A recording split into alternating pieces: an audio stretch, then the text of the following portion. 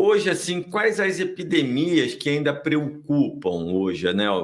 Vocês que trabalham nessa área, né, de agentes de saúde, aqui no Espírito Santo, tem alguma epidemia aí que a gente não está tendo notícia, que às vezes as questões importantes nem são noticiadas, né?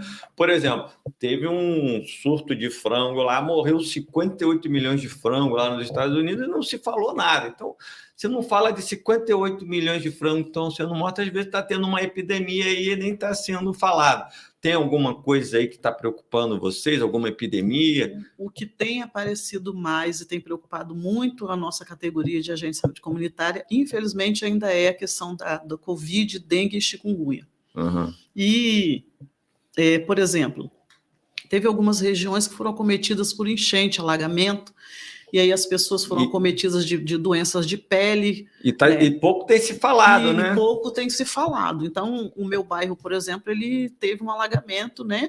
E a região foi muito acometida dessas questões. E a população, ela não consegue entender que o fator ambiental influencia muito, uma vez que eles não cuidam, né? Jogam lixo fora do horário, aquelas questões todas.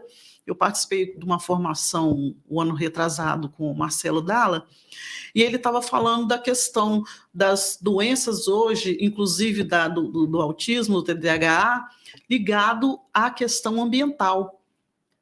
E nós, agentes de saúde, a gente passa sempre nas casas, a gente sempre orienta essas questões. Cuida, garrafa de cerveja, né, deixada lá no quintal, pneu, copo de iogurte, aí papel de bala, porque se você planta, se você olhar, a maioria, isso é terrenos baldios que são largados, então tudo isso tem trazido um grande número de doenças, né, de dengue, chikungunya, e as pessoas não acreditam.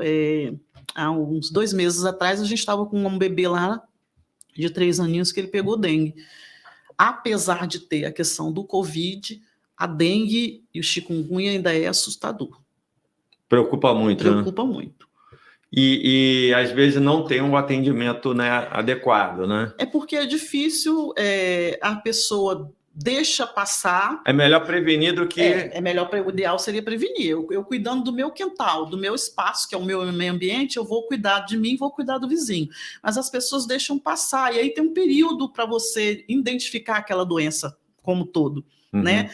6 dias, 7 dias. Então, às vezes, a pessoa passa disso. E aí, quando chega a procurar, já está bem agravado, né? Uhum. E aí você não consegue cuidar, e você não consegue confundir, às vezes confunde até o diagnóstico devido a isso. Aí as pessoas, por exemplo, se queixam, mas eu fui no médico, o médico só me passou um remédio para febre.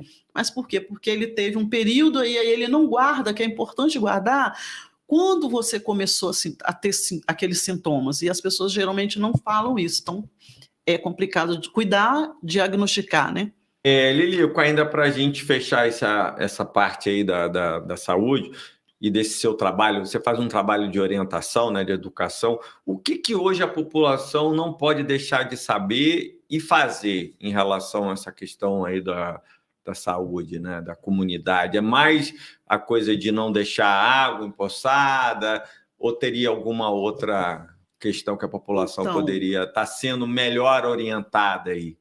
Então, eu acho que a população hoje precisa ter uma corresponsabilidade para com ela e para com o outro. Como que isso aconteceria?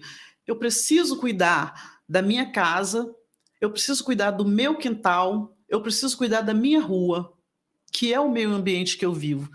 Então, a população não deve, em hipótese alguma, desprezar lixo fora do horário, manter as coisas que a gente já sabe e ler bastante. Não acreditar em fake news, porque está tendo muito fake news na questão de informação, no modo geral, de saúde.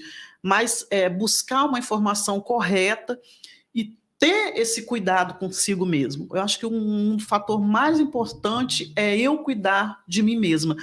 Onde eu moro, eu tenho uma parte lá do bairro, do meu quintal, que é fios de alta tensão.